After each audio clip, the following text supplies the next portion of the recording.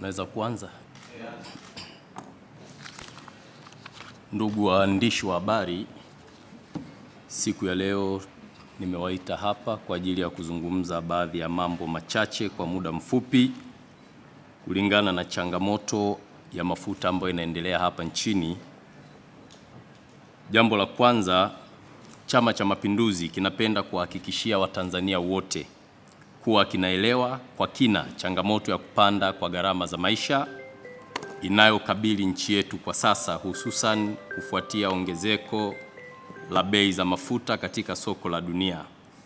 Ni ukweli usiopingika, ongezeko la bei ya mafuta lina athari ya moja kwa moja katika sekta mbalimbali za uchumi wetu. Hivyo, pia Watanzania lazima watambue na wajue kupanda kwa bei ya mafuta ni changamoto ya kimataifa yenye athari ya ndani. Kukabiliana nayo kunahitaji mchanganyiko wa sera za kifedha, nishati na uchumi kwa ujumla wake. Taifa linahitaji mkakati mpana unaolenga tu si kupunguza maumivu ya leo, bali kujenga kinga dhidi ya mshtuko ya kesho. Katika kukabiliana na hali hii, Chama cha Mapinduzi kupitia serikali yake kimeanza kuchukua na kitaendelea kuchukua hatua mahususi katika kuhakikisha mambo yanakwenda vizuri. Moja, kuanzisha mfuko wa kuhimili ukali wa bei za mafuta, Fuel Price Stabilization Fund. Serikali inakamilisha utaratibu wa kuanzisha mfuko maalum utakaotumika kupunguza makali ya bei ya mafuta kipindi ambacho bei hizo zinaongezeka kwa kasi kubwa. Mpango wa kuanzisha mfuko huu uko katika hatua za mwisho. Lakini jambo la pili, wanahabari, kuanzisha hifadhi ya mafuta ya kimkakati, National Strategic Petroleum Reserve. Serikali inakamilisha marekebisho ya kanuni ya kuanzisha na kuendeleza au kuendesha hifadhi ya mafuta ya kimkakati ili nchi yetu ijihakikishie usalama wa upatikanaji wa mafuta na unafuu wa bei katika vipindi kama hivi vyenye changamoto vinavyojitokeza. Jambo la tatu, kuwa na kituo kikubwa cha mafuta, Petroleum Hub. Serikali imeanza kujenga maghala makubwa ya kuhifadhi mafuta kwa ajili ya kuuzwa ndani na nje ya nchi kulingana na uhitaji. Uwepo wa kituo hiki utawezesha nchi kupata mafuta yenye bei nafuu pale bei zinapopanda kupita kiasi. Mheshimiwa Rais Samia Suluhu Hassan ndiye aliyeweka jiwe la msingi pale Kigamboni, nadhani mnakumbuka, katika kuhakikisha Tanzania inakuwa na hazina kubwa au hifadhi kubwa ya mafuta. Kwa jambo hilo serikali ilishaanza kulichukulia hatua.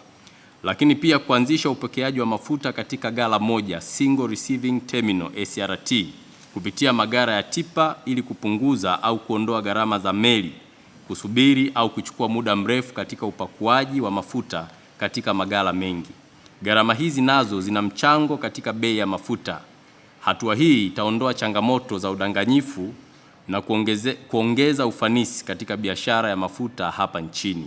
Lakini sambamba na hilo, Shirika la Maendeleo ya Petroli nchini TPDC limeongezewa uwezo wa kuagiza mafuta nje ya nchi toka kwa wazalishaji moja kwa moja bila kupitia kwa madalali au watu wa kati.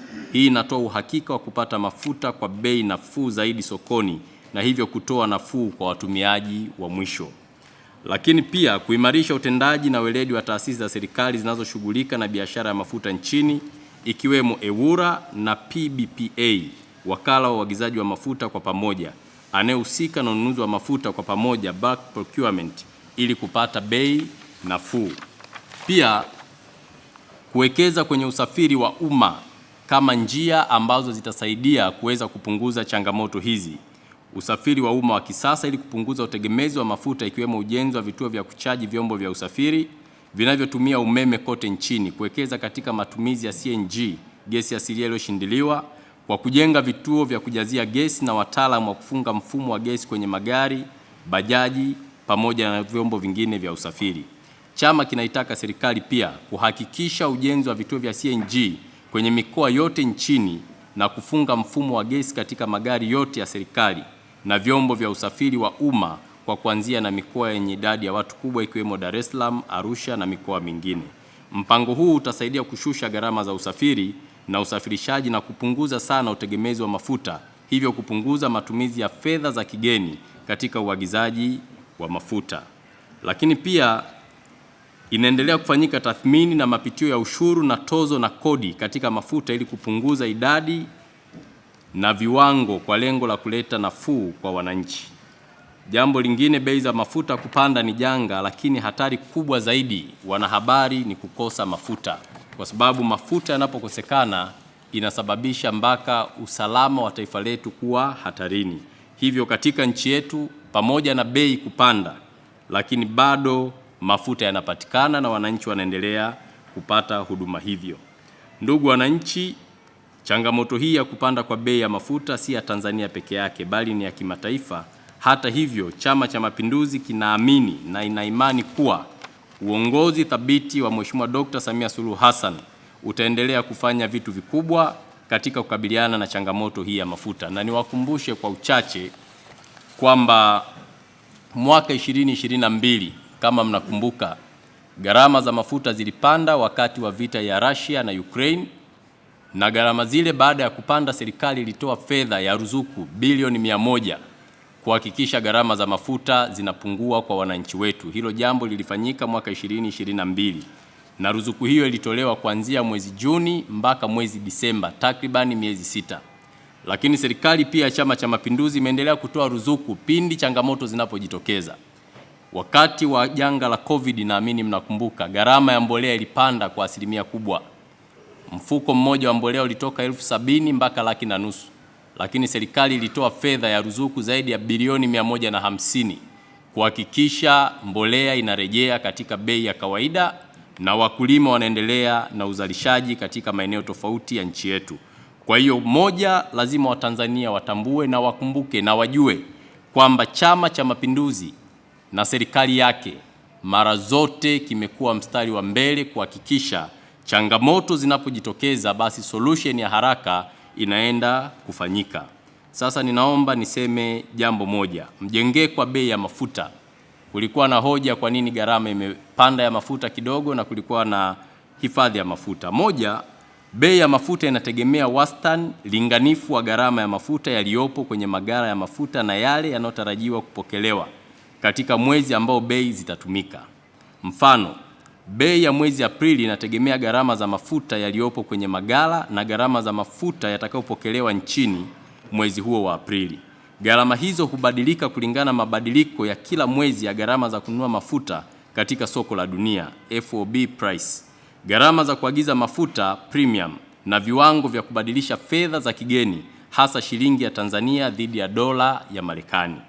Lakini jambo la pili, bei za mafuta za mwezi Aprili 2026 zinategemea gharama za mafuta yaliyokuwa kwenye maghala tarehe 31 na yanayopokelewa Aprili 26. Ndio maana mwezi Aprili mosi ndio gharama huwa zinatajwa. Mafuta yanapopokelewa Aprili 2026 yana gharama za mafuta katika soko la dunia kwa mwezi Machi, kipindi ambacho bei zimeongezeka maradufu kutokana na vita inayoendelea kati ya nchi za Mashariki ya Kati. Lakini jambo la tatu, uagizaji wa mafuta kwa pamoja unasaidia kupata gharama nafuu za uagizaji wa mafuta, tofauti na kila kampuni kununua yenyewe mafuta kidogo. Kwa ujumla, uagizaji wa mafuta unasaidia kupata economies of scale, na ambayo inaenda kudetermine price ya soko au ya bei ya mafuta katika soko. Mafuta yanayoingia nchini hununuliwa zaidi kutoka India na Falme za Kiarabu, ambapo takriban 77% ya mafuta ya hapa nchini kutoka katika nchi hizo mbili. Kwa 23% iliyobaki, mafuta yanatoka Kuwait, Bahrain, Qatar na Oman.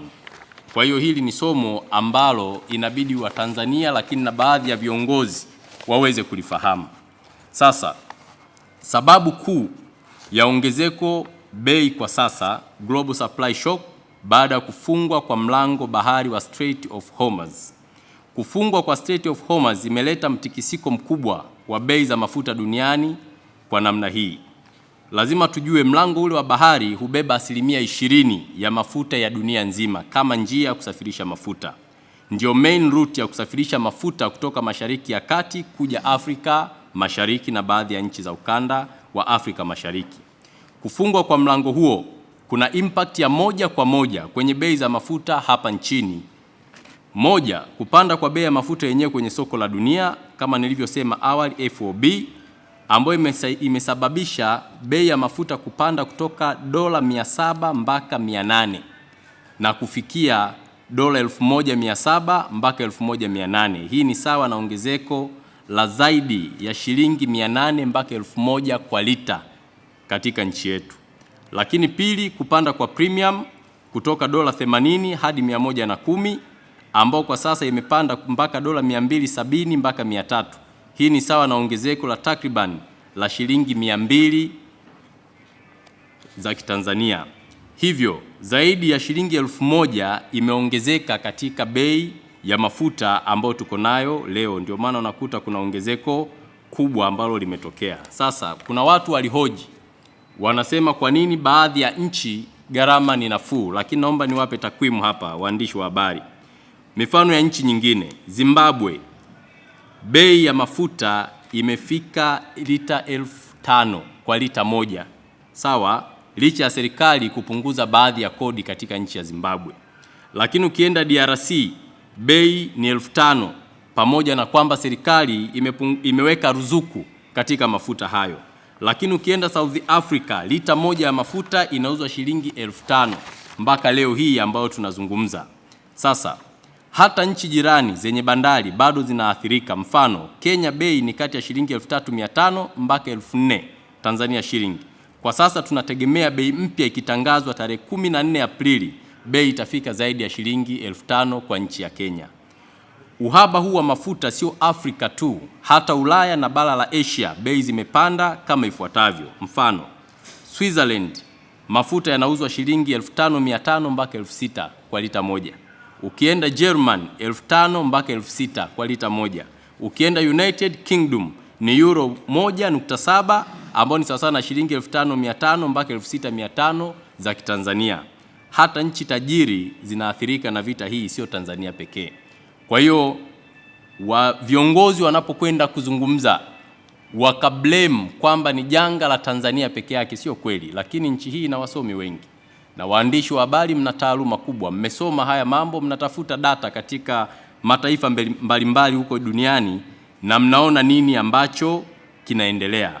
Hivyo ninachotaka kusema jambo moja, kwamba vita ya Urusi pamoja na Israel dhidi ya Iran imesababisha ongezeko kubwa la mafuta, na kuna sababu za hizo, ikiwemo baada ya Iran kulipua baadhi ya visima vya mafuta na miundombinu katika mataifa mbalimbali ambapo sisi tulikuwa tunafanya ununuzi wa bidhaa hiyo. Sasa ninapenda niseme jambo moja, inawezekana watu wengi wanasahau historia. Leo napenda niwakumbushe historia pia, na baadhi ya viongozi waifahamu historia hiyo, kwamba Tanzania imekuwa ikikabiliana na changamoto ya mafuta kwa miaka mingi. Mfano, tangu miaka 1970 Tanzania imekuwa ikikabiliana na misukosuko ya mara kwa mara katika soko la mafuta duniani, hususan ile iliyosababishwa na migogoro ya kisiasa na kiuchumi katika nchi zinazozalisha mafuta. Mfano wa kwanza mkubwa ulikuwa ni mgogoro wa mafuta wa mwaka 1973 uliotokana na vita vya Mashariki ya Kati, Arab Oil Embargo, ambapo bei za mafuta zilipanda kwa zaidi ya mara 4 duniani. Katika kipindi hicho, Tanzania kama nchi inayoagiza mafuta ilikumbwa na changamoto kubwa ya upatikanaji wa fedha za kigeni pamoja na uhaba wa mafuta, hali iliyopelekea serikali kuchukua hatua za kudhibiti matumizi ya mafuta, ikiwemo upangaji wa matumizi, rationing, na kuimarisha usimamizi wa uagizaji kupitia taasisi za umma. Na kipindi hiki mnaweza mkakumbuka, wanahabari, kwa kuwa nyinyi custodian wa taarifa, vilikuwa vinatoka mpaka vibali kwamba gari uendeshe Jumapili, au unapata kibali kwamba gari itumike katika matumizi fulani. Lakini jambo la pili, katika miaka ya 1980 hususan wakati wa vita kati ya Iran na Iraq, soko la mafuta duniani lilikumbwa na mabadiliko makubwa ya bei na upatikanaji wake. Tanzania ilikabiliwa na changamoto ya upungufu wa fedha za kigeni na kuongezeka kwa gharama za uagizaji, hali iliyosababisha serikali kuendelea kutumia mifumo ya udhibiti wa matumizi ya mafuta pamoja na kuweka vipaumbele katika sekta muhimu za kiuchumi kama vile usafirishaji na uzalishaji wa umeme, kwamba mafuta yalikuwa yanapangiwa jukumu maalum, nini kifanyike ili kuweza kulinda uchumi wa nchi yetu. Lakini mfano wa tatu, mwaka 1990 kufuatia Gulf War iliyotokana na uvamizi wa Kuwait, bei za mafuta zilipanda kwa kasi kubwa katika soko la dunia. Katika kipindi hicho, Tanzania ilianza kuimarisha mageuzi ya sekta ya mafuta kwa kuruhusu ushiriki wa sekta binafsi katika uagizaji na usambazaji wa mafuta, hatua ambayo ilisaidia kuongeza ufanisi katika upatikanaji wa mafuta pamoja na kupunguza mzigo wa serikali. Hata hivyo, changamoto za mabadiliko ya bei ya dunia ziliendelea kuathiri bei za ndani. Lakini mfano wa nne, kuanzia miaka 2000, Tanzania iliendelea kuboresha mifumo ya usimamizi wa sekta ya mafuta kwa kuanzisha taasisi za udhibiti na kuweka mifumo ya utekelezaji ili kulinda watumiaji dhidi ya mabadiliko makubwa ya bei. Kuanzishwa kwa EWURA kulikuwa ni hatua muhimu katika kuhakikisha uwazi na uthabiti wa bei za mafuta, huku bei zikiendelea kuakisi hali halisi ya soko. Lakini jambo lingine, mwaka 2020 wakati wa janga la COVID-19, soko la mafuta lilikumbwa na mshtuko wa kipekee ambapo bei zilishuka kwa kiwango kikubwa kutokana na kupungua kwa mahitaji duniani. Tanzania ilitumia fursa hiyo kuhakikisha upatikanaji wa mafuta kwa gharama nafuu, huku ukiendelea kuimarisha mifumo ya uhifadhi na usimamizi wa ugavi wa mafuta hapa nchini. Mwaka 2022, kufuatia mgogoro wa Russia-Ukraine war, bei za mafuta zilipanda tena kwa kasi kutokana na vikwazo vya kiuchumi na usumbufu wa minyororo ya usambazaji. Katika kipindi hicho, Tanzania ilichukua hatua za muda mfupi za kutoa ruzuku kwa baadhi ya bidhaa za mafuta ili kupunguza athari kwa wananchi wake, huku ikiendelea kuisimamia upatikanaji wa mafuta na kupitia mifumo iliyopo. Hii ndio mfano ambao nilitolea kwamba serikali ilitoa zaidi ya bilioni 100 katika mwaka 2022 kwa miezi zaidi ya 6 ili kupunguza gharama hizo. Katika kipindi cha sasa cha mwaka 2026, changamoto ya global supply shock inayosababishwa na migogoro katika eneo la Mashariki ya Kati, hususan kuathirika kwa usafirishaji kupitia mlango wa bahari wa Strait of Hormuz, ambayo imepelekea kuongezeka kwa gharama za mafuta na premium katika soko la dunia. Katika kuhakikisha, serikali imechukua hatua za kimkakati ikiwemo kuipa TPDC jukumu la kuagiza mafuta moja kwa moja kwa kipindi maalum ili kuhakikisha uhakika wa upatikanaji wa mafuta pamoja na kudhibiti athari za kupanda kwa gharama za uagizaji. Hata hivyo, hatua hii pekee haitoshi. Athari za sasa ni kubwa zaidi kuliko vipindi hivyo vyote, na hivyo ni muhimu sasa kwa serikali kuona umuhimu wa kutoa ruzuku kwa utaratibu kama iliyofanya mwaka 2022. Na kwa kuwa sisi ni Chama cha Mapinduzi ambacho kinasimamia serikali, tumeshauri kuangalia na kuona serikali kwa namna gani itaweza kuangalia mpango wa kutoa ruzuku ili kuweza kidogo kupunguza gharama hizi za mafuta kama ambavyo Mheshimiwa Rais alifanya mwaka 2022. Lakini uzoefu wa kutoa ruzuku mwaka 2022, kati ya vita vya Urusi na Ukraine, bei ya mafuta mwezi Mei 2022 zilikuwa 3148 kwa lita ya petroli, lakini takwimu zinatuambia pia ilikuwa ni shilingi 3258 kwa lita za diesel na 3112 kwa lita za mafuta ya taa, kwa ongezeko la jumla ya shilingi zaidi ya 608 kwa lita ya petroli, ongezeko la 855 kwa diesel na 904 kwa mafuta ya taa ambayo yalianza mwezi Mei 2022. Lakini baada ya serikali kutoa ruzuku, gharama hizo za mafuta ziliweza kushuka na kurejea katika hali ya kawaida. Sasa, ndugu waandishi wa habari, ninachopenda kusema kwenu, jambo la kwanza kabisa, Chama cha Mapinduzi na serikali yake vitaendelea kusimamia uhakika wa upatikanaji wa mafuta kwa nchi yetu. Kwa sababu jambo la kwanza, tuwe na mafuta ya uhakika. Swala la bei, serikali ipo katika kuangalia mikakati mizuri ya kuweza kuona namna gani itaweza kustabilize hii bei ambayo iko sasa, lakini sio janga la nchi yetu peke yake, bali ni janga la dunia nzima. Sasa chama kinaielekeza wizara na kuitaka wizara ifanye mambo yafuatayo. Moja, kuhakikisha mafuta yanapatikana licha ya changamoto zilizopo ili kuendelea kukuza uchumi wa nchi yetu, kwa sababu mafuta ni kiungo muhimu hasa katika ukuaji wa uchumi kupitia viwanda na uzalishaji katika maeneo mbalimbali. Lakini TPDC kuendelea kuwa kiungo muhimu katika uagizaji wa mafuta nchini na kudhibiti wote ambao wanaweza kuleta hujuma, hasa kwa kuchepusha meli za mafuta na kuuza maeneo mengine ili waweze kupata faida. Na kwa nini hapa tunaielekeza TPDC? Kwa sababu tunaamini TPDC ni taasisi ya umma, ni taasisi ya serikali, hivyo inaangalia maslahi ya wananchi kuliko maslahi ya kibiashara, kwa sababu baadhi ya makampuni huwa yana tabia kuchepusha mafuta na wanasema mafuta wamekosa, kumbe wameuza kwa faida. Lakini kudili na suppliers ambao wana uwezo mkubwa. Mfano sasa tunaipongeza sana TPDC kwa hatua ambayo inaendelea nayo. Baadhi ya nchi hazina mafuta, lakini leo Tanzania tuna mafuta. Maana yake serikali imesimama imara kuhakikisha inakabiliana na upungufu uliopo. Lakini jambo lingine, chama kinaelekeza wizara kuangalia namna ya kuweza kutoa ruzuku kama ambavyo Mheshimiwa Rais aliweza kufanya mwaka 2022 kwa kutoa zaidi ya bilioni 100 ili kuleta unafuu kwa wananchi wetu waendelee kufurahia matunda ndani ya taifa lao. Hili ninaamini serikali sikivu ya Chama cha Mapinduzi itaona namna bora ya kuweza kufanya. Lakini pia chama kinaitaka serikali ihamasishe kupunguza matumizi ya nishati ya mafuta katika ofisi za serikali binafsi na umma kwa ujumla, ili changamoto hizi zinapotokea tuwe na uwezo wa kujiendesha kwa njia ya nishati mbadala kama ambavyo nimeeleza awali, CNG, lakini kwa kutumia gesi asilia kuweza kusaidia kuendesha mitambo, lakini katika matumizi ya kawaida, au kufunga gesi katika magari, bajaji na baadhi ya vyombo vya usafiri. Lakini pia chama kinaitaka serikali kuanzisha mfuko maalum pindi zinapotokea changamoto kama hizi, tuweze kuona namna gani tunaweza tukapunguza makali hayo, na hili jambo lipo katika mkakati ambao unakaribia kukamilika.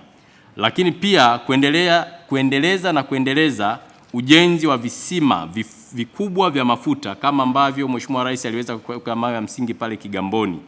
Visima hivyo vizidi kujengwa ili tuwe na uhakika mkubwa wa kuwa na mafuta ya kutosha pindi changamoto zinapotokea.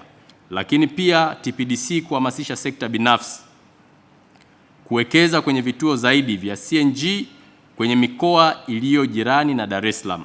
Lakini ile mikoa ya mbali waweze kuwekeza katika mini LNG ili kuweza kusafirisha kwa mabomba gesi katika mikoa ambayo inakuwa mbali na maeneo yetu. Sasa hayo baadhi ya mambo nilipenda niyazungumze kwenu waandishi wa habari, muweze kujua mikakati ya chama na namna chama kimeweza kuelekeza kwa serikali hatua mbalimbali za kuweza kuchukua ili kuweza kukabiliana na hii changamoto ya upandaji wa bei ya mafuta. Lakini elimu ndogo ninayopenda kuitoa ni kwamba duniani kote hakuna serikali, hakuna chama cha siasa kinachoongoza serikali ambacho kinafurahia endapo kutakuwa na changamoto zinazowakumba wananchi. Changamoto hii ni ya kidunia, dunia nzima imeathirika na changamoto hii ya mafuta. Nchi mbalimbali mpaka zenye uwezo mkubwa zimepita katika msongo huu mkubwa wa mawazo. Sasa wajibu wetu kama Watanzania wa kwanza ni kuwa wakweli, na zinapotokea changamoto tusibebe masuala ya siasa katika maisha ya watu. Jana kuna kiongozi amezungumza baadhi ya mambo ambayo pia hana uelewa nayo. Sasa mimi ninamtaka yeye ajielimishe zaidi, hasa katika mambo yanayohusu uchumi. Aujue uchumi, usiongee kitu kama ukifahamu. Kama hujui jambo, tafuta muda, soma, jifunze. Ukishapata uelewa sasa, toka kwenye umma, nenda ukaelezee nini serikali inapaswa kufanya. Lakini jambo la pili ninalotaka kulizungumza, Watanzania wanatambua kuwa dunia nzima mafuta yamepanda. Sasa changamoto inapotokea tunaungana kuangalia namna bora ya kuweza kukabiliana na changamoto hiyo, na changamoto hiyo itatatuliwa na serikali yenyewe kama ambavyo ilitatua changamoto za awali katika kipindi cha COVID. Wakati wa vita ya Urusi na Ukraine, ruzuku ilitolewa, na wakati huu tunaamini serikali itakwenda kuchukua hatua madhubuti za kuweza kusaidia. Baadhi wanasema tozo zipunguzwe, tozo zifutwe, zisiwepo. Nchi yoyote duniani inaendeshwa kwa kodi. Hakuna namna utaendesha taifa bila kukusanya kodi. Kodi hizo ndo zinasaidia barabara ziwepo, hospitali ziwepo, miundombinu ya reli iwepo.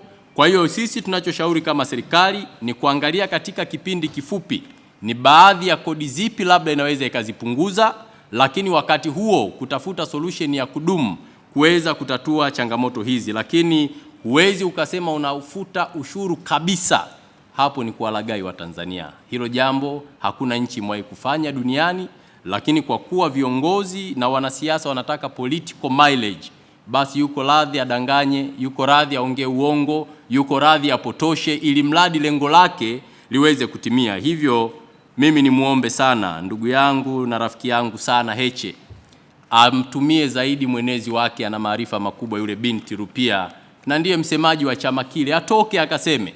Sio yeye kusema kila wakati kama kiongozi mkuu wa chama chao. Nadhani wana mtu ambaye ana uwezo wa kufanya na ndilo jukumu lake, basi aende akatekeleze hilo jukumu. Yule dada yetu Rupia ana uwezo wa kusema mambo mengi, labda kama hawamuamini katika usemaji pengine inawezekana, lakini nadhani yeye ni kiongozi mkubwa. Huwezi kumuona mzee Wasira kila saa anaongea na vyombo vya habari, kwa sababu mifumo ya vyama lazima iheshimiwe. Kwa hiyo ndugu yangu Heche ajielimishe, ajue mambo ya uchumi, mambo ya dunia, asiwe anaongea bila kuwa na takwimu, bila kuwa na data, na asiongee kwa upotoshaji.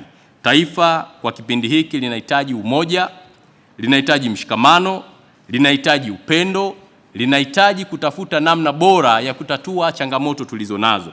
Lakini nampongeza pia ndugu Heche kwa kutambua kwamba kuna serikali, na ameomba serikali ichukue hatua, na serikali sikivu ya CCM itachukua hatua hizo bila kusita.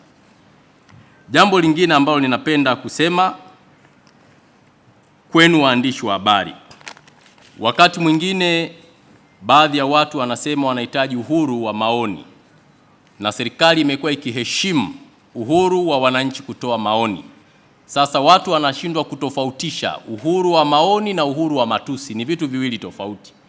Kuna baadhi ya wenzetu matusi kwao ni uhuru wa maoni, kitu ambacho sio sawa. Sasa lazima uhuru wa maoni uheshimiwe, lakini ule uhuru wa kutukana viongozi, kudhalilisha utu wa watu wengine, kutukana taifa lako na kukejeli, nadhani ule sio uhuru mzuri. Sisi kama viongozi wa vyama vyote vya siasa tuelimishe maadili mazuri kwa vijana, kwa wananchi wetu, ili taifa ambalo tuliachiwa na waasisi wetu, wazee wetu, wazidi kujivunia kwamba ni taifa bora. Lakini jambo lingine, Chama cha Mapinduzi kitaendelea kusimamia misingi ya amani, umoja, upendo na mshikamano katika taifa letu. Na ndio maana mara zote tumekuwa tukihubiri amani, usimamizi wa haki, usimamizi wa maendeleo na utekelezaji wa miradi mbalimbali ambayo inatija na maslahi kwa wananchi. Ombi langu kwa wananchi wa taifa letu, ombi la kwanza, tutambue hatuna mbadala zaidi ya Tanzania. Hii ni Tanzania yetu na ni moja. Tuilinde kwa wivu mkubwa. Tusikubali kwa namna yoyote watu wowote, aidha wako ndani ya taifa au nje ya taifa, ambao wanahubiri mgawanyiko, wanahubiri vurugu, wanaleta mambo yasiyofaa ndani ya taifa letu, basi sisi tusiungane nao. Wajibu wetu mkubwa uwe ni kulinda amani na utulivu wa nchi yetu. Na nitasema hapa jambo dogo sana. Changamoto zinapotokea, matatizo mbalimbali yanapotokea, huwezi kuona mtoto wa kiongozi wa chama chochote amepata madhara, au familia zao, au wao wenyewe. Wanaoathirika ni watu wa kawaida ambao hawahusiki hata na mambo ya siasa. Sasa niseme tu jambo moja, kwamba vijana, kina mama na kina baba, kila mmoja atumie maarifa na uwezo wa akili Mungu aliyompatia kujua kwamba kama huyu familia yake ipo salama na ananihamasisha nifanye mambo yasiyofaa, ajenda yake ni nini? Nani yupo nyuma yake? Tulinde uhai wetu, tulinde utulivu wetu, na tusikubali kwenda kwenye mambo yatakayochochea vurugu au maandamano yanohatarisha usalama wa nchi yetu. Maandamano mazuri ni ya kutafuta fedha, kulima kwa bidii, kufuga kwa bidii, kufanya biashara, pengine na kupenda familia yako vizuri. Haya ni maandamano mazuri. Ila maandamano mabaya ni yale ya kwenda kuriski uhai wako na kufanya vitu visivyofaa, ikiwemo uharibifu wa mali za watu wengine. Hilo sio jambo zuri. Hivyo niwaombe sana Watanzania wenzetu na wananchi wetu kwamba tuzidi kuilinda nchi yetu kwa wivu mkubwa. Lakini jambo lingine, kama chama chini ya mwenyekiti wetu Mheshimiwa Rais Dr. Samia Suluhu Hassan, taifa letu liko salama. Shughuli za maendeleo zinaendelea vizuri. Mimi mwenezi wa Chama cha Mapinduzi nimefanya ziara mikoa zaidi ya 9 na wilaya karibia 20 na kitu. Watanzania huko mikoani wanafurahia utulivu na amani ya taifa letu. Mabingwa wa kuandika na kupotosha. Na baadhi ya wanaharakati na vyama vya siasa, unakuta mtu mmoja ana akaunti 50. Hizo akaunti 50, kila akaunti inaenda ina komenti kwa kutukana nchi yake. Sasa unajiuliza, muda huo wangetumia katika kuzalisha, pengine wangekuwa mbali zaidi. Lakini wanaharakati walioko nje ya nchi ndio wanaoendesha ajenda za kuligawa taifa. Swali la kujiuliza, huko nje wanahifadhiwa na nani? Wanalipwa na nani? Wanaendeshaje maisha yao? Kama wanapata fedha, ni nani yupo nyuma yao? Sasa haya mambo sio ya kuyashabikia. Mwenzako analipwa, anapokea mshahara, watoto wake wapo Ulaya na nchi zingine, na mke pia. Lakini sisi tuko hapa, hatujakimbia kwetu. Hapa ndio ardhi yetu. Mungu ametupatia ardhi hii. Ni jukumu letu na ni wajibu wetu kuilinda kwa nguvu zote. Tusikubali taifa letu likaharibiwa na watu wachache. Jambo katika kumalizia, tutaendelea na ziara kuanzia tarehe 15 au 16, ambapo tutakwenda kusikiliza wananchi mikoani na wilayani. Tutakwenda kuangalia uhai wa chama kwa kutembelea mabalozi wetu, na tutakwenda kukagua miradi ya maendeleo ambayo Mheshimiwa Rais Dr. Samia Suluhu Hassan anatoa fedha nyingi kuhakikisha miradi ya Watanzania inakamilika. Sasa Chama cha Mapinduzi tupo site. Chama cha Mapinduzi tunakutana na wananchi. Chama cha Mapinduzi kazi yetu kubwa ni kutekeleza ilani ya uchaguzi ambayo tunaamini kwamba mwaka 2030 wakati wa uchaguzi mkuu, Watanzania watatuuliza, mlituahidi hospitali iko wapi? Tutawaambia ile pale. Mliahidi barabara, ile pale. Mliahidi umeme vijijini, ule pale. Hiyo kazi inayofanyika leo tutarejea kwa Watanzania, na Mungu akitupa uhai, Watanzania watatuamini na watatuchagua kwa kishindo tena. Kwa nini? Kwa sababu kazi ya kupeleka maendeleo imefanyika. Wao wanapoendelea kutukana mitandaoni na kufanya harakati, sisi tunajenga nchi na kupeleka maendeleo kwa Watanzania. Sasa mimi niombe sana waandishi wa habari, tunawapenda na kuwaheshimu, ni kiungo muhimu katika maendeleo na uchumi wa nchi yetu. Tuendelee kuhabarisha umma yale mema yote yanayofanywa ndani ya nchi yetu, kwa sababu kalamu zenu zinajenga na kalamu zenu zinabomoa. Lakini waandishi wa nchi yetu, mimi binafsi nawapongeza kwa kazi kubwa mnaoifanya, na Mungu awabariki sana. Tuendelee kuhakikisha kalamu zetu zinatoa wino mwema kwa ajili ya taifa letu, ili vizazi vinavyokuja viweze kujivunia kwamba taifa ambalo limeachwa na wazee wetu ni taifa lenye upendo, lenye umoja, lenye mshikamano. Hivyo baada ya kusema maneno hayo, niwashukuru sana na niwaambie kwamba Tanzania chini ya uongozi wa Dr. Samia Suluhu Hassan iko salama na kazi inaendelea kwa spidi kubwa. Asanteni kwa kunisikiliza.